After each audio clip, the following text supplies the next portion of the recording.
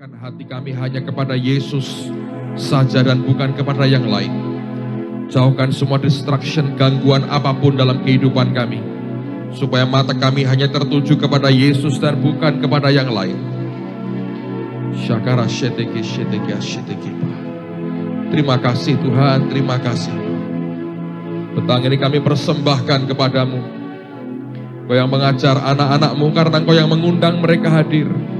Dan kami tahu karena Engkau yang mengundang kami hadir. Engkau memberikan sesuatu yang ilahi sebagai makanan kami pada petang hari ini. Engkau tidak akan pernah mengecewakan satu orang pun.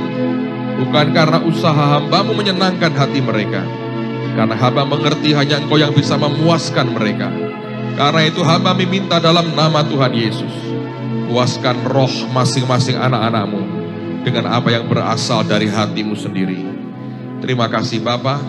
Roh hikmat, wahyu dan pengertian kami tahu sudah di tengah-tengah kami dan siap memberkati kami hari ini. Hamba minta tidak satu pun tinggalkan akan ruangan ini malam ini tanpa diubah dan diberkati oleh Tuhan sendiri. Dan kami tahu persekutuan kami dengan Tuhan hari ini tidak akan sia-sia. Sesuatu yang mengubah hidup sedang terjadi. Di dalam nama Tuhan Yesus. Semua yang percaya berkata, amin. Berikan kemuliaan bagi Dia. Amin, amin. Silakan duduk saudara sekalian. Mari kita lihat di Matius pasal yang ke-20, Injil Matius pasal yang ke-20. Kita akan lanjutkan apa yang kemarin kita pelajari. Kemarin kita sudah belajar bahwa ada begitu banyak orang yang memiliki akan bahasa yang berbeda dengan yang dimiliki oleh Tuhan. Kalau bahasa kita berbeda, maka semuanya akan kacau. Kalau bahasa kita itu satu, maka dengan cara Tuhan yang luar biasa, Allah akan sanggup membuat kita melakukan perkara-perkara besar bagi Dia. Matius pasal yang ke-20, lihat sekarang pada ayat yang ke-20 dan sampai dengan ayat yang ke-28. Matius pasal 20, perhatikan pada ayat yang ke-20. Kembali kita akan melihat contoh bagaimana orang memiliki akan pemahaman bahasa yang berbeda dengan yang dimiliki dan yang dipakai oleh Tuhan sendiri. Matius 20, lihat ayat 20, judulnya indah sekali dan semua kita tahu permintaan ibu Yakobus dan Yohanes. Dan dikatakan bukan memerintah melainkan melayani. Maka datanglah ibu anak-anak Zebedeus serta anak-anaknya itu kepada Yesus, lalu sujud di hadapannya untuk meminta sesuatu kepadanya. Kata Yesus, apa yang kau kehendaki? Jawabnya, berilah perintah supaya kedua anakku ini boleh duduk kelak di dalam kerajaanmu, yang seorang di sebelah kananmu dan yang seorang lain lagi di sebelah kirimu.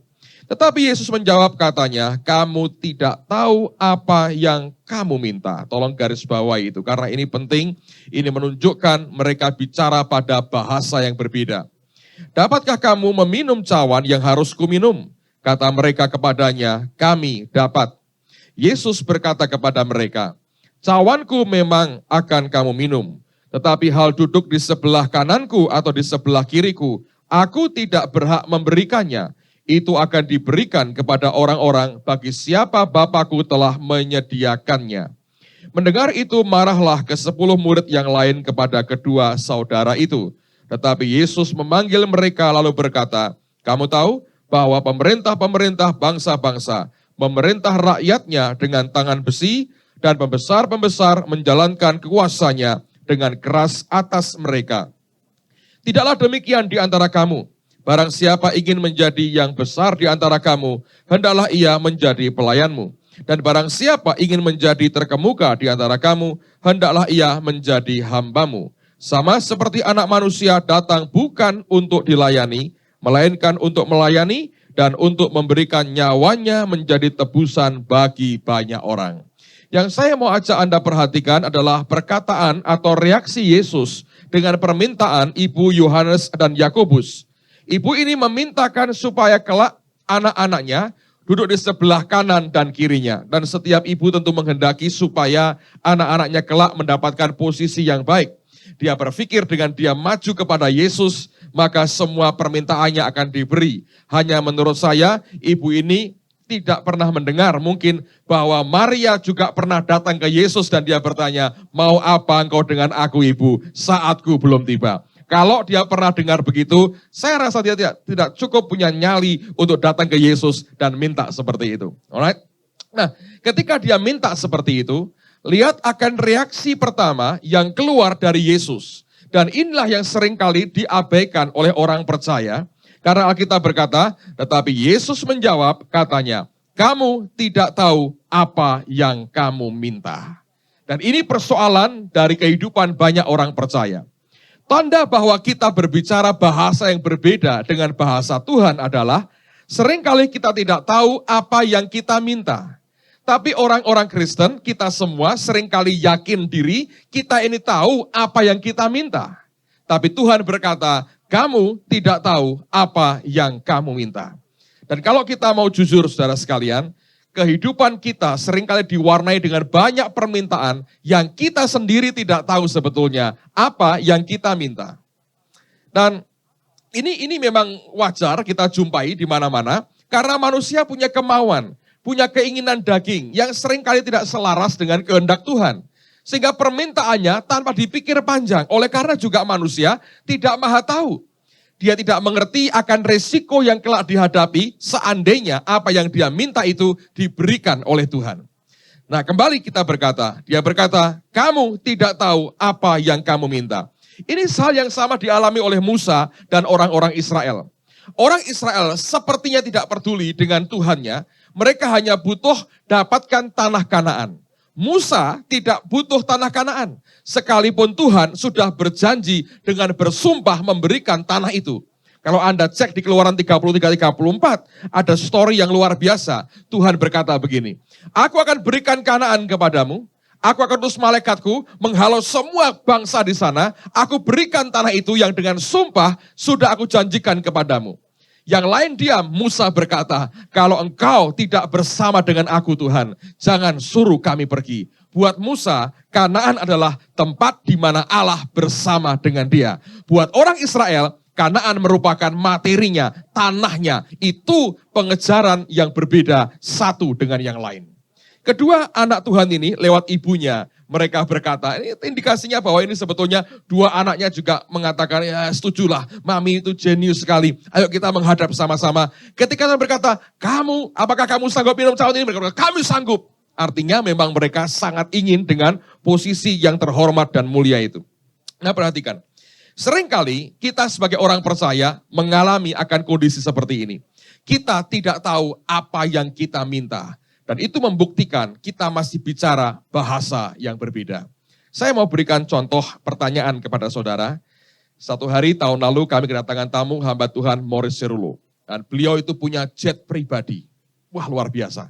Saya belum pernah naik dengan pesawat, tapi saya naik di atasnya, saya sempatkan saudara. Karena saya ingin lihat dalamnya seperti apa. Siapa tahu kelak-kelaknya ada kepentingan seperti itu. Ya kan? Tidak ada orang tahu. Tapi saya hanya pengen lihat, hanya iseng aja sebetulnya, ngitung kursinya berapa. Lalu saya tanya dengan Serulo, saya berkata, Brother Morris, ini kamu ngisi fuelnya, ngisi bahan bakarnya ini berhenti di mana dari Amerika ke Indonesia? Dia bilang sebetulnya ini punya kemampuan hebat, non-stop. Jadi mereka punya kemampuan itu bisa terbang menjelajah negara itu dengan kecepatan yang luar biasa. Dan non-stop tidak perlu isi bahan bakar. Dan dia berkata, memang ini jenis terbaru yang paling luar biasa. Dia dengan bangga ceritakan semuanya. Nah, sekarang saya mau tanya dengan saudara. Siapa di antara Anda yang mau tidak usah bayar, diberi dengan syarat harus Anda pakai, jangan dibakar. Yang kedua, tidak boleh Anda komersialkan, untuk Anda nikmati. Tidak boleh dijual, disewa-sewakan, nggak boleh. Anda nikmati. Gratis. 1 sen pun tidak usah bayar. Jet pribadi. Siapa yang berkata, saya mau Pak? Coba angkat tangan. Siapa tahu beneran loh saudara. Yang ingin berkata, saya mau Pak. Angkat tangan. Coba angkat tangan. Angkat 1, 2. Yang lain jangan malu-malu dong saudara. Siapa tahu, siapa tahu. Siapa tahu. 1 itu bagus sekali, jujur. 2, 3, tuh lihat. Ada lagi? Wih, itu banyak sekali rombongan sebelah kiri saya. Hebat orang-orang beriman. Ada lagi yang mau? Jet pribadi. Bagus, artinya Anda punya iman yang luar biasa. Sebab saya beritahu sekedar info saudara. Ketika beliau di Singapura, on the way ke Indonesia, salah satu panel sekringnya rusak. Harga satu panel itu 1 miliar rupiah. Banyak orang setelah punya itu langsung melarat keesokan harinya, saudara. Dia tidurin itu pesawat, saudara, sampai nggak bisa makan. Itu ongkos parkirnya Anda tarik sampai ke pasar baru kagak bisa. Itu parkirnya bayarnya dolar. Jadi sebetulnya ada banyak orang tidak tahu apa yang dia minta. Saya punya teman, ini kalau ini true story, kalau itu tadi pengandaian, saudara. Ya, saya beritahu begini, ini orang ya, dia melihat begini, aduh kakak saya ini kok hidupnya susah. Saya mungkin pernah cerita ini. Dan dia sendiri diberkati. Kemana-mana ini kakaknya naik Vespa dengan keluarganya, ya, dengan istrinya, dengan 3 anaknya atau berapa, sama-sama kayak akrobat begitu, luar biasa. Dan Indonesia ini memang negara akrobat, Anda bisa jungkir balik tanpa cedera, itulah Indonesia kita, luar biasa. Negara penuh keajaiban, saudara. Jadi mujizat itu hal biasa di tengah-tengah kita. Jadi akrobat toh 5 orang begitu. Nah, dia kasihan, aduh kakakku ini kok nggak diberkati. Terus dia ngomong sama kakaknya, mau nggak aku beliin kamu mobil? Wah, dia mau, saudara. Ternyata mobil itu menyengsarakan keluarga. Sampai-sampai untuk makan susah gara-gara untuk ngisi bensin, saudara. Untuk membuat itu mobil bergerak, mengorbankan uang makan mereka. Bayangin. Banyak orang, ini saya hanya memberikan gambaran. Ya, banyak orang seperti yang Tuhan katakan, kamu tidak tahu apa yang kamu minta sebetulnya. Nah, di sini membuktikan bahwa kita ini punya bahasa yang berbeda dengan apa yang dipakai Tuhan. Lalu Anda bertanya, Pak, lalu yang mestinya yang paling benar bagaimana? Dengarkan baik-baik, saudara. Saudara jangan cari barangnya, tapi cari apa? Sumbernya. Amen. Jangan cari materinya, jangan cari barangnya, cari sumbernya. Kalau Anda bersama dengan sumbernya, segalanya dia atur dalam pengaturan Tuhan yang sempurna. Dan ini yang orang Kristen sukar untuk mempercayai Tuhan, mengatur hidupnya secara utuh. Nah, saya ingin membuktikan dari firman Tuhan hari ini, apa maksudnya kita mencari sumbernya dan melekat kepada sumbernya dan bukan kepada materinya. Coba lihat beberapa bagian firman yang luar biasa. Buka dengan saya Kejadian pasal yang ke-21. Ini yang namanya hidup dalam penyertaan Tuhan. Kejadian pasal yang ke-21. Kita lihat contoh Abraham, Ishak dan Yakub. Kejadian pasal 21. Lihat pada ayat yang ke-22. Kejadian pasal 21 ayat yang ke-22. Ini yang luar biasa. Ini yang membuat raja kafir datang ke Abraham minta berdamai. Kenapa? Lihat ayat 22. Kejadian 21 ayat yang ke-22. Pada waktu itu Abimelekh beserta Pikol panglima tentaranya berkata kepada Abraham, Allah menyertai engkau dalam segala sesuatu yang engkau lakukan. Oleh sebab itu bersumpahlah kepadaku di sini demi Allah bahwa engkau tidak akan berlaku curang kepadaku atau kepada anak-anakku atau kepada cucu cicitku sesuai dengan persahabatan yang kulakukan kepadamu. Demikianlah harus engkau berlaku kepadaku dan kepada negeri yang kau tinggali sebagai orang asing. Raja ini cukup kuat sebetulnya. Kalau dia perang secara fisik mungkin dia menang. Yang membuat dia gentar hatinya adalah dia berkata, Allah menyertai engkau dalam segala sesuatu yang engkau lakukan. Sampai dia punya anggapan begini, kalau Abraham curang pun tetap disertai Tuhan. Nah ini yang gawat, dia berkata.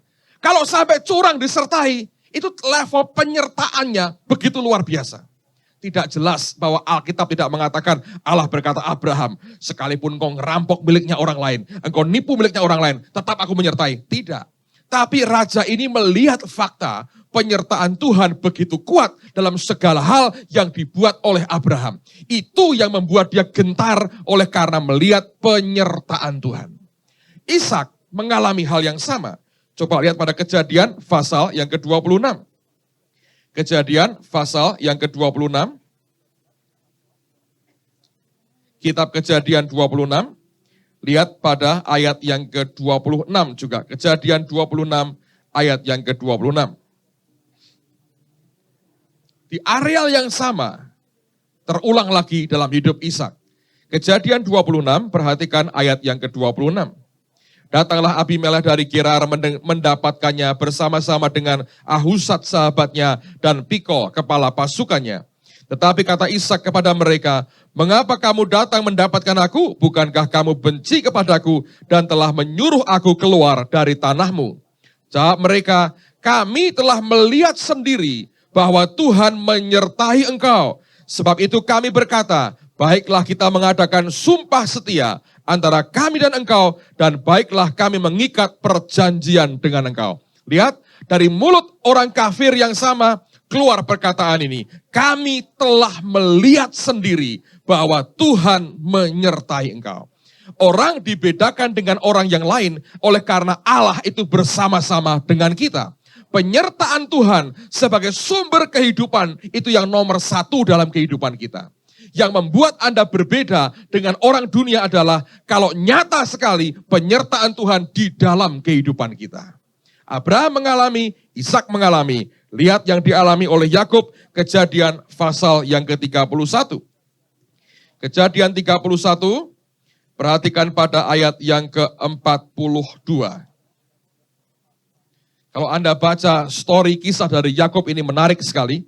Tapi karena waktu, mari kita lihat akan poin yang penting. Kejadian 31, ayat yang ke-42. Alkitab berkata begini. Seandainya Allah ayahku, Allah Abraham, dan yang disegani oleh Ishak tidak menyertai aku, tentulah engkau sekarang membiarkan aku pergi dengan tangan hampa. Tetapi kesengsaraanku dan jerih payahku telah diperhatikan Allah, dan ia telah menjatuhkan putusan tadi malam. Luar biasa. Artinya Yakub berkata, semua yang aku peroleh ini karena Allah menyertai aku. Dan kamu tahu Allah menyertai. Dan memang saudara, ketika Laban mau mengejar Yakub, Tuhan berikan peringatan. Dia berkata, awas ya, kamu jangan ngatai yang sembarangan kepada Yakub. Diancam Tuhan, takut saudara.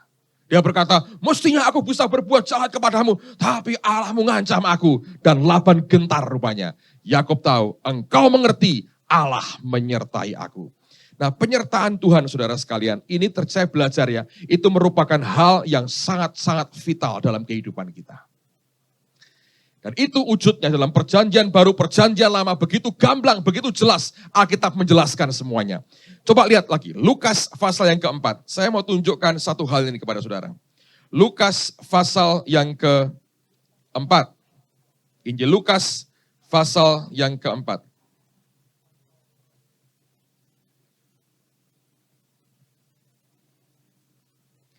Perhatikan pada ayat yang ke-17. Hari ini banyak orang yang mengeluh ingin hidupnya diberkati, ingin berhasil. Saya mau beritahu rahasianya. Lukas 4 ayat yang ke-17 dan 18. Alkitab berkata, kepadanya diberikan kitab Nabi Yesaya, dan setelah dibukanya ia menemukan nas di mana ada tertulis. Perhatikan, Roh Tuhan ada padaku, oleh sebab ia telah apa?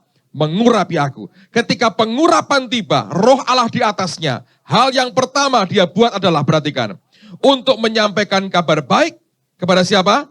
Orang-orang miskin.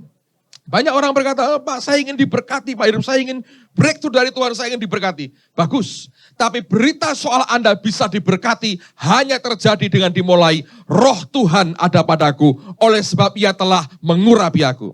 Berita kepada orang miskin akan berkata, kamu bebas dari belenggu kemelaratan, hari ini juga engkau menikmati kemakmuran dari Allah. Tapi itu berita hanya terjadi waktu Roh Allah di atas kita dan pengurapannya kuat dalam kehidupan kita. Tidak mungkin dikerjakan dengan kekuatan manusia kita.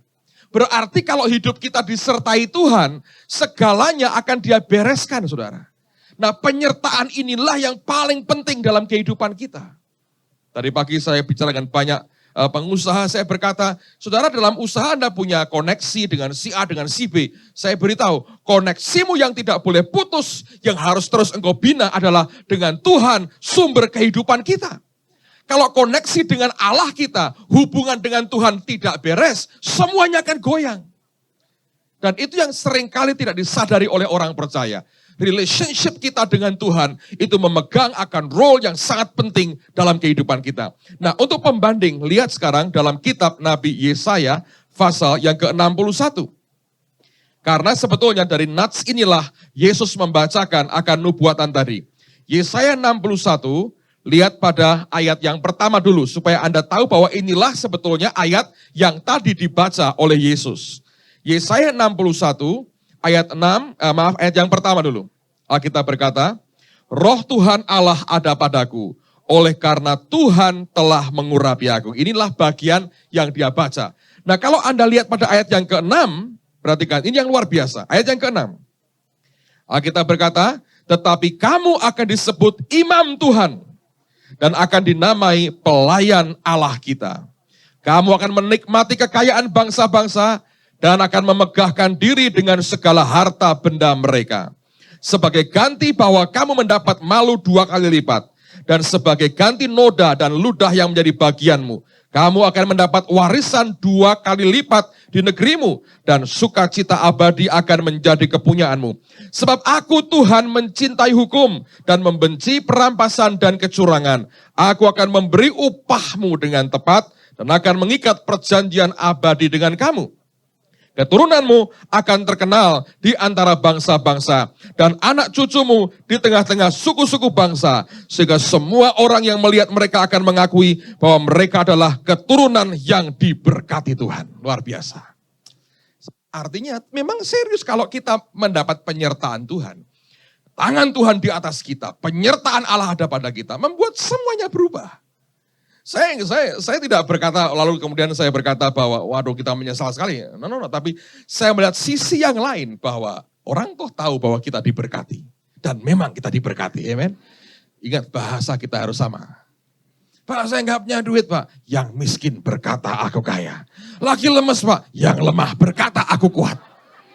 Kita tidak mengingkari kenyataan, kita mengubah kenyataan bersama dengan Tuhan. Amen. Itu cara orang percaya. Kita harus sesuaikan bahasa kita, nanti kita ngomongnya bisa enak dari hati ke hati saudara. Dan saya belajar begini, kekuatan manusia, upaya kita tidak menolong banyak. Kalau Allah menyertai kita, dan ingat loh, Tuhan kita namanya siapa? Yesus. Tapi Alkitab berkata, dia disebut siapa? Immanuel. Apa arti Immanuel? Allah beserta kita. God with us. Penyertaan Tuhan harus merupakan karakteristik yang paling utama dalam kehidupan kita. Kalau kita mengaku sebagai orang percaya kepada Yesus, maka kenyataan Immanuel harus nyata dalam kehidupan kita. Itu konsekuensinya.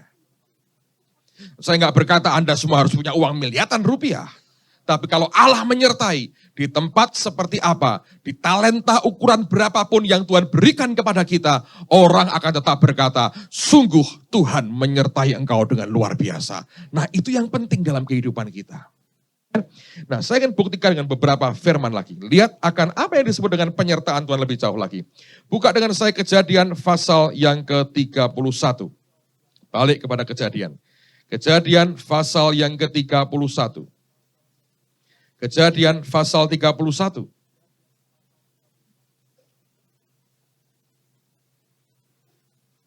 Di sini sebetulnya untuk pertama kali dalam Alkitab ini kata glory, kata kemuliaan itu muncul. Nah, kemuliaan di sini kata glory, kata kemuliaan itu identiknya dengan apa? Lihat Kejadian 31 ayat yang pertama.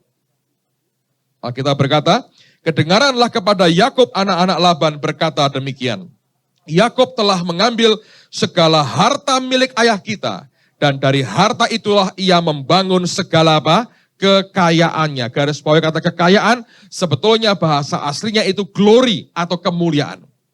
Jadi kalau kita hidup di dalam kemuliaan Allah, dipanggil from glory to glory, dari satu kemuliaan kepada kemuliaan yang selanjutnya, maka disitulah sebetulnya anugerah berkat even materi kekayaan akan datang dalam kehidupan kita. Jadi hiduplah oleh karena apa yang Roh Kudus katakan. Hiduplah dalam penyertaan Tuhan setiap saat. Ini akan membuat kita jadi orang-orang percaya yang beda dengan orang-orang dunia. Saya minggu lalu baru terima sepucuk surat saudara dari seorang anak Tuhan. Ibu ini mengaku bukan jemaat tapi setiap minggu datang kebaktian di tempat kami.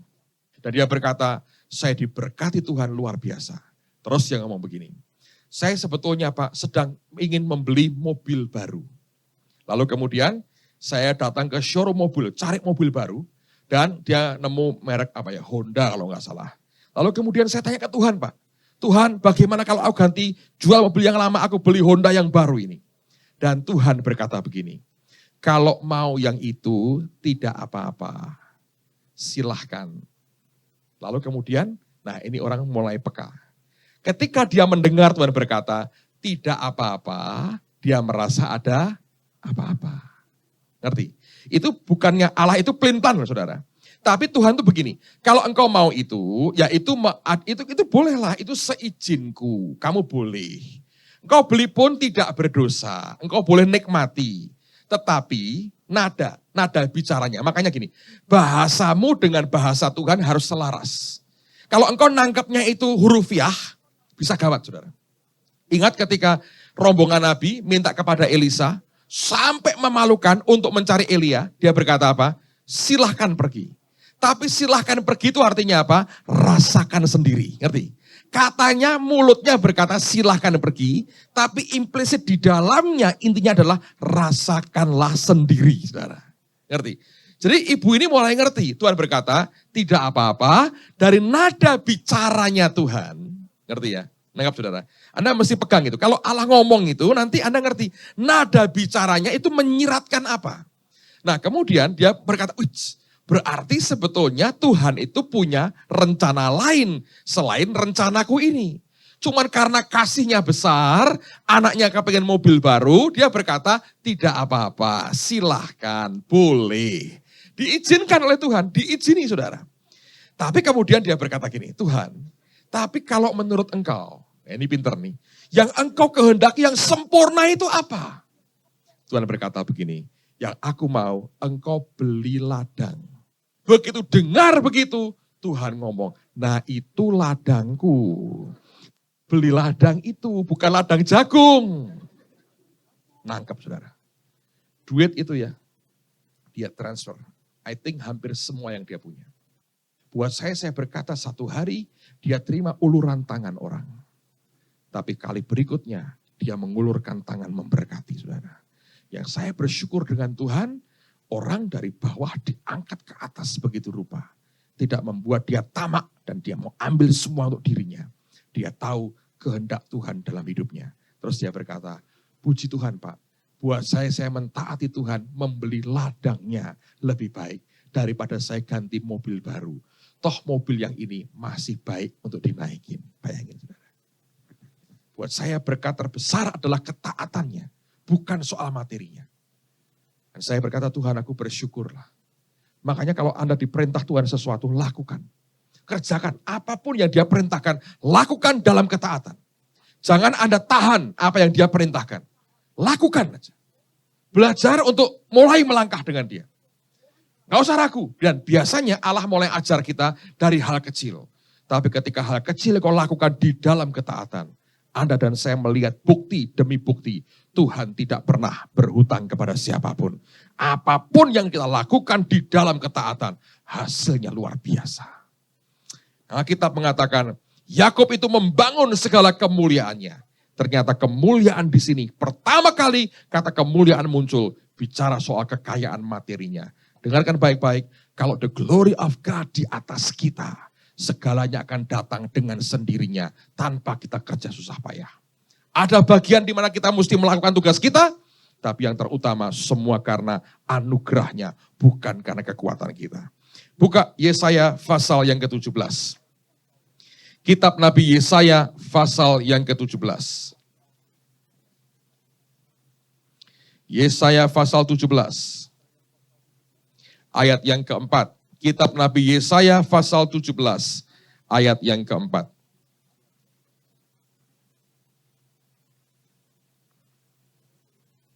Yesaya pasal 17, ayat yang keempat. Maka pada waktu itu, Alkitab berkata, kemuliaan Yakub akan berkurang, dan akibatnya apa? Kemakmurannya akan apa? Susut. Jadi tergantung kemuliaan Tuhan di atas kita. Kalau His glory itu mulai meninggalkan kita, kemakmurannya susut, saudara.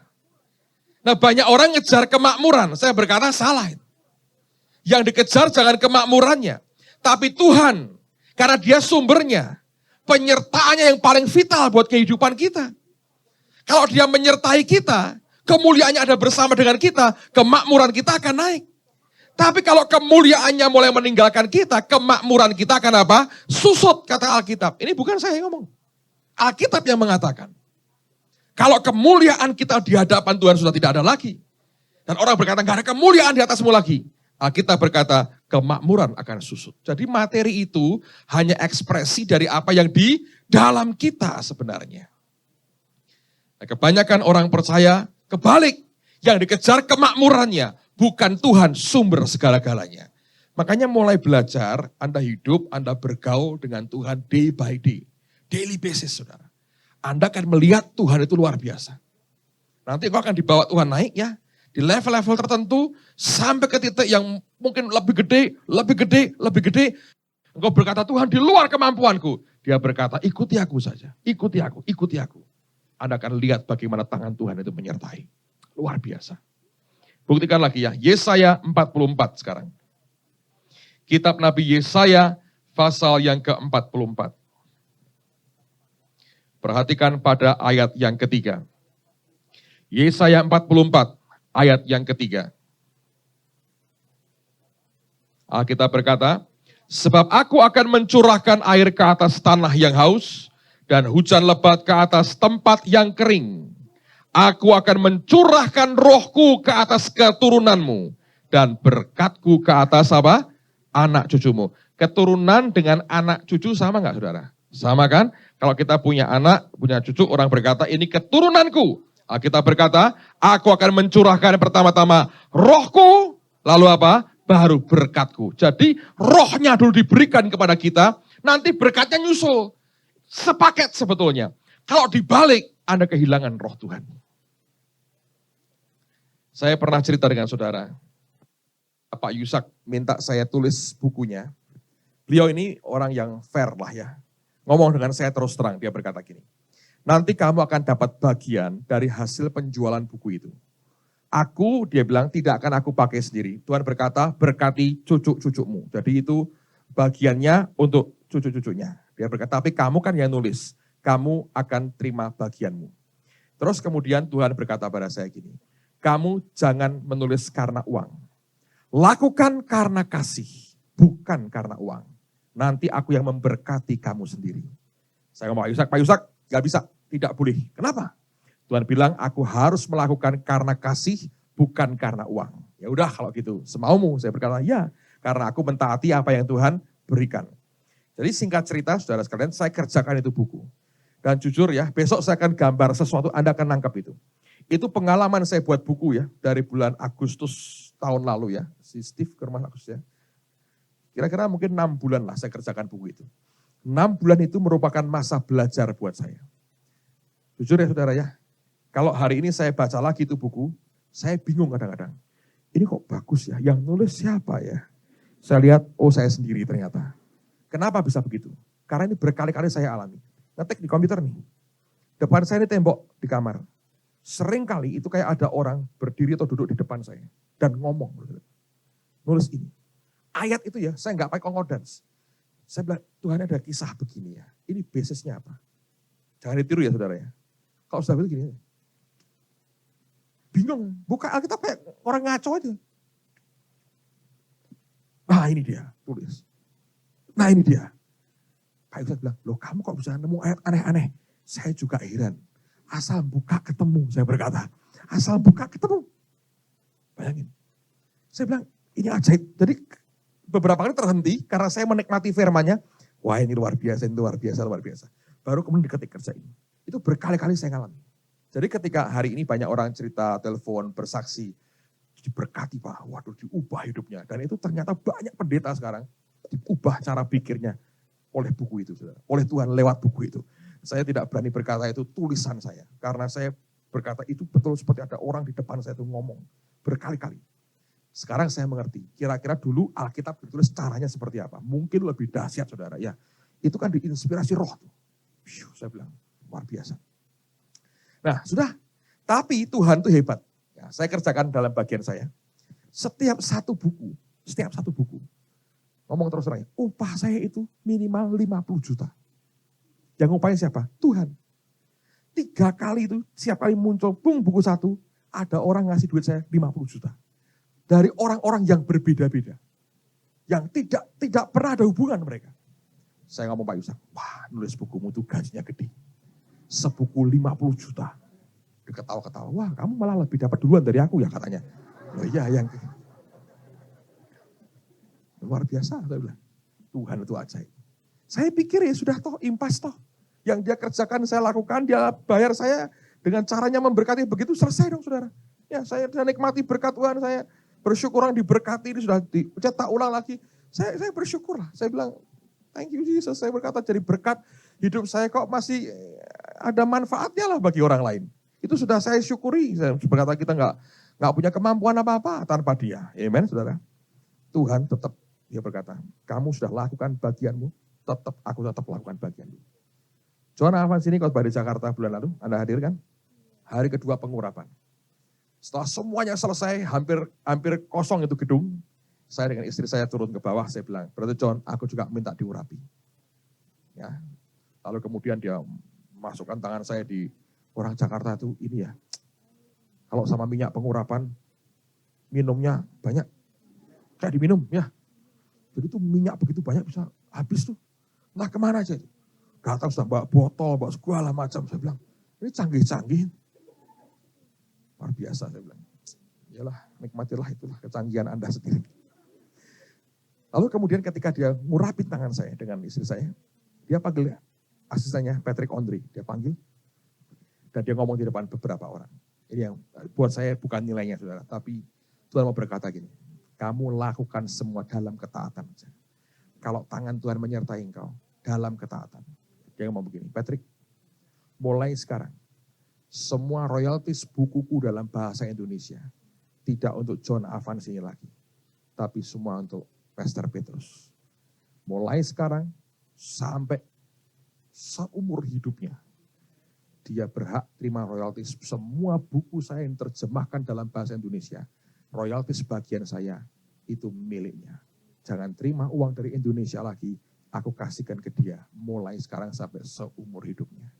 Jadi sekarang saya ini sudah semi pensiun loh saudara. Semi pensiun. Dan John nulis buku lebih banyak dari yang saya tulis buat Pak Yusak cuma 3. Jadi sekarang ini saya sudah agak sedikit pensiun saudara. Saya ini manusia pensiunan saudara. Di pensiun oleh Tuhan. Banyak. Saya cerita ke Pak Yusak, dia heran sekali, dia bilang, wah bisa gitu ya. Tuhan itu luar biasa. Lakukan dalam ketaatan. Dan dengan Tuhan itu ya, Anda juga jangan main hitung-hitungan. Aduh aku memberi Tuhan sekian, nanti baliknya gimana Tuhan. Jangan pakai begitu, rugi. Saya beritahu, rugi. Rugi. Kalau Anda segenap hati dengan dia segenap hati dengan saudara. Jangan kejar barangnya, materinya. Kejar dia pribadinya. Luar biasa. Amen. Ketika dia curahkan rohnya. Dan rohnya kan gerak itu dia dicurahkan, bukan dalam mencurahkan, tapi dia gerak dalam kehidupan kita. Nanti yang lain itu akan nyusul saudara. Ini yang sering kali diabaikan orang percaya. Dan kita minta sesuatu yang tidak tahu sebetulnya apa yang kita minta. Tapi saya berdoa malam ini Tuhan membuka cara berpikir kita secara berbeda. Alright, lihat sekarang pada Yesaya pasal yang ke-32. Lihat lagi kitab Nabi Yesaya pasal 32. Beberapa ayat lagi kita selesai. Yesaya 32. Kitab Nabi Yesaya pasal 32. Lihat dulu pada ayat yang ke-20. Dan baru kita lihat nanti backgroundnya. Yesaya 32 ayat yang ke-20. Yesaya 32 ayat yang ke-20. Nah, kita berkata, berbahagialah kamu yang boleh menabur di segala tempat di mana terdapat air. Yang dapat membiarkan sapi dan keledainya pergi kemana-mana. Nah, di mana ada air itu? Air apa sebetulnya? Lihat pada ayat yang ke-15. Yesaya 30, lihat ayat 15. Dia berkata, sampai dicurahkannya kepada kita roh dari atas. Jadi air itu sebetulnya siapa? Roh Allah sendiri. Amen, saudara. Hanya bergerak di tempat di mana roh bergerak. Jangan keluar dari itu. Sampai dicurahkan kepada kita roh dari atas. Maka padang gurun akan menjadi kebun buah-buahan. Dan kebun buah-buahan itu akan dianggap hutan. Di padang gurun selalu akan berlaku keadilan, dan di kebun buah-buahan akan tetap ada kebenaran. Di mana ada kebenaran, di situ akan tumbuh apa? Damai sejahtera. Dan akibat kebenaran ialah ketenangan dan ketentraman untuk selama-lamanya. Bangsaku akan diam di tempat yang damai, di tempat tinggal yang tentram, di tempat peristirahatan yang aman. Hutan akan runtuh seluruhnya, dan kota akan direndahkan serendah-rendahnya. Berbahagialah kamu yang boleh menabur di segala tempat di mana terdapat air, di tempat di mana roh Allah dicurahkan, yang dapat membiarkan sapi dan keledainya pergi kemana-mana. Nah perhatikan, hidup kita ini base-nya sederhana. Anda berjalan dengan Tuhan, lakukan semua di dalam ketaatan. Rohnya bergerak kemana, Anda ikuti kemana roh itu bergerak. Saudara akan mulai menabur hidupmu, bukan hanya materi. Kesetiaan, ketaatan, kasihmu, doamu, perhatianmu, semuanya. Waktu engkau lakukan, engkau curahkan dengan tepat, hasilnya itu nanti luar biasa. Engkau akan menuai dalam hidupmu kekayaan rohani yang tidak pernah habis seumur hidup kita sampai kelak bersama dengan Tuhan. Nah, itu yang kita mesti perhatikan.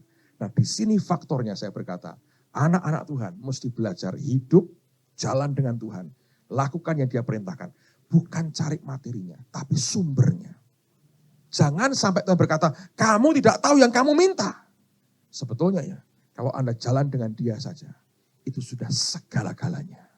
Nanti Dia yang ngatur sendiri hidup kita. Ini manajer total untuk hidup kita, saudara. Dia ngomong apa, kerjain aja. Ujungnya tetap luar biasa. Lihat ayat yang terakhir. Yesaya pasal yang ke-30. Yesaya pasal 30. Lihat mulai ayat yang ke-18.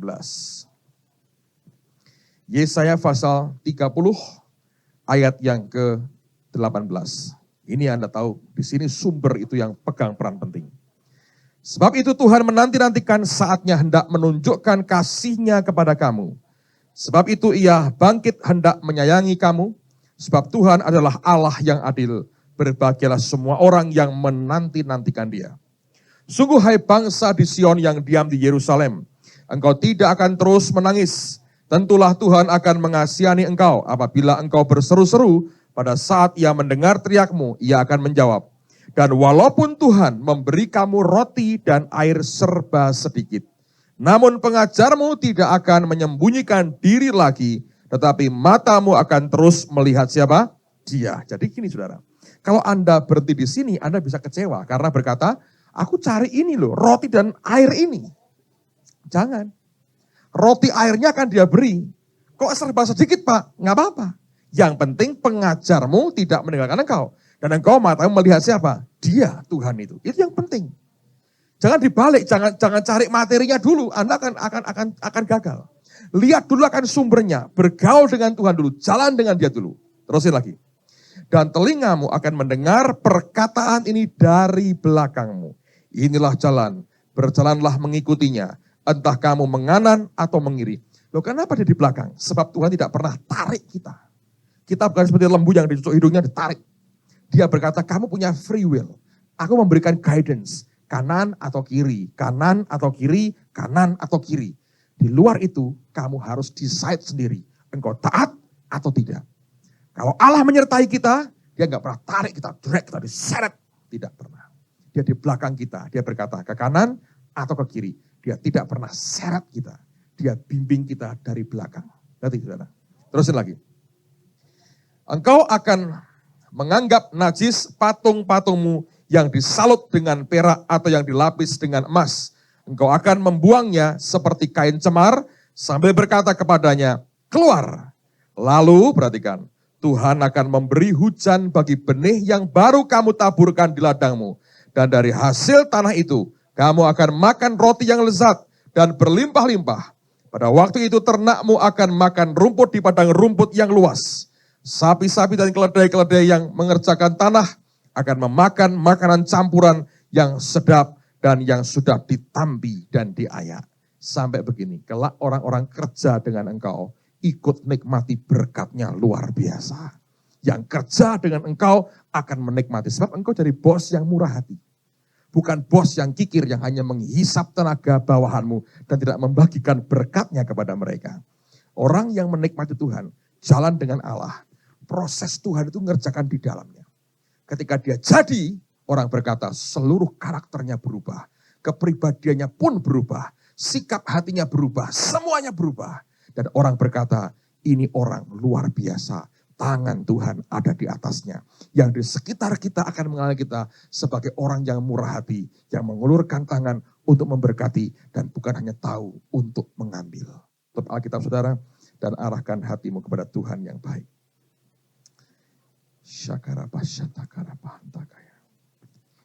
Naikkan pujian yang kemarin, give thanks. Dan mari kita minta Tuhan selaraskan lagi bahasaku dengan bahasamu.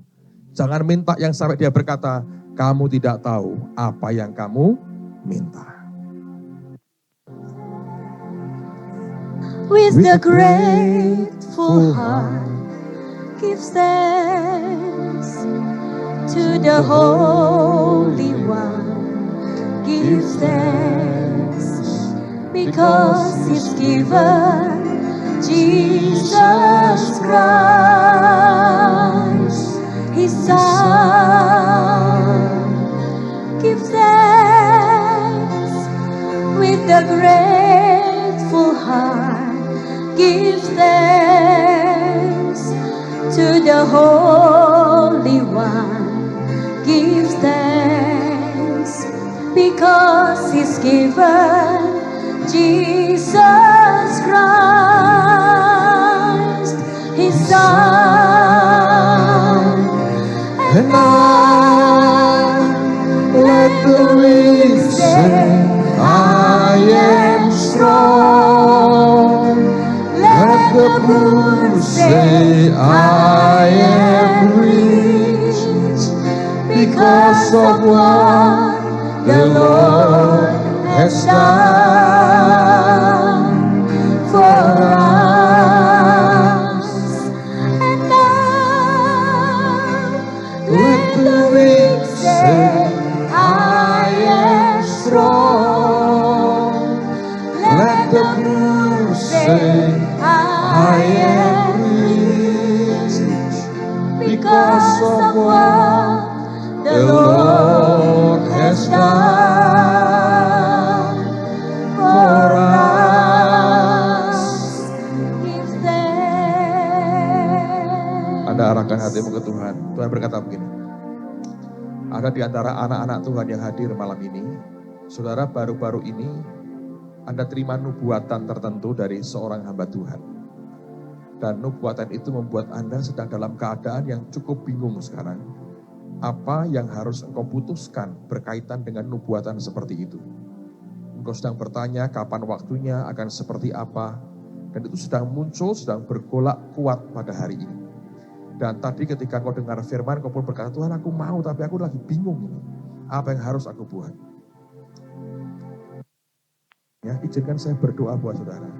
Anda boleh maju ke depan, saya doakan supaya Tuhan memberikan guidance kepada Anda dalam hari-hari ini. Kalau ada yang baru-baru ini, gak terlalu lama terima nubuatan, membuat Anda confused dengan nubuatan ini, dan Anda bingung apa yang harus aku buat. Kalau ada, Anda boleh maju ke depan cepat, minta supaya Tuhan berikan akan guidance saudara.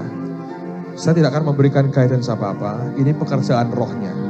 Kecuali Tuhan menjelaskan kepada kita, tidak ada orang yang tahu sebetulnya apa yang harusnya kita lakukan dalam kehidupan kita. Jangan khawatir, jangan takut. Tuhan itu punya waktu, punya cara yang luar biasa. Tidak pernah nubuatan yang dari Dia itu meleset. Itu merupakan sesuatu yang Dia janjikan dalam kehidupan kita. Coba Anda arahkan hatimu ke Dia. Arahkan hatimu ke Dia aja. Yang lain sembahyang, yang lain sembahyang. Saya selalu berkata begini. Ketika Yesus sedang mengurus akan anak Yairus yang mati, di tengah jalan wanita yang sakit pendarahan 12 tahun pun mengalami kesembuhan dari Tuhan dengan cara yang ajaib. Di tempat Anda duduk masing-masing, Anda juga bisa diurus Tuhan karena Tuhan di tengah-tengah kita hari ini. Give thanks With a grateful heart, give thanks unto the Holy One. Give thanks because He's given Jesus Christ is done. Give thanks with a grateful heart.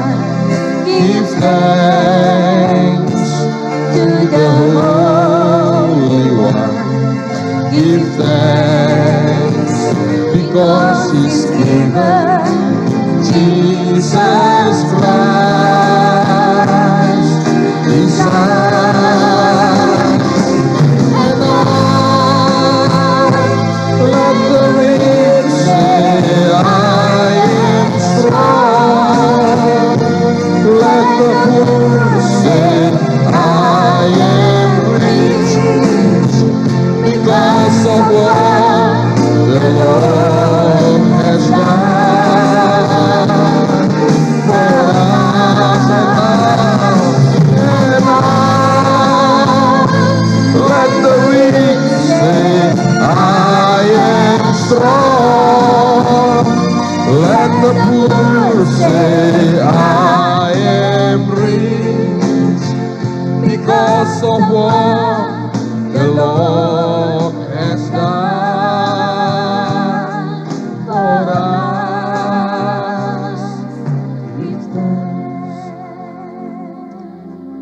Dengerin pesan Tuhan, saudara. Dia berkata, untuk mengerti kehendakku tidak bisa dengan kegelisahan dan ketakutan. Untuk mengerti kehendakku, kata Tuhan, tidak bisa dengan gerak-gerak yang terlalu banyak. Ada beberapa dari Anda terlalu banyak gerak, terlalu banyak tanya, kenapa.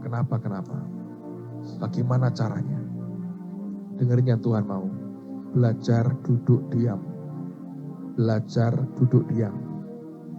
Belajar duduk diam di kakinya. Itu aja. Belajar. Nanti ketenangannya akan muncul. Engkau akan dilingkupi dengan peace, dengan damai, dengan holy silence, ketenangan yang kudus. Pada saat itu engkau akan mengalami perjumpaan dengan Dia. Tuhan di tengah-tengah kita, saudara. Ya Tuhan, ya Tuhan, ya Tuhan, ya Tuhan, ya Tuhan, ya Tuhan.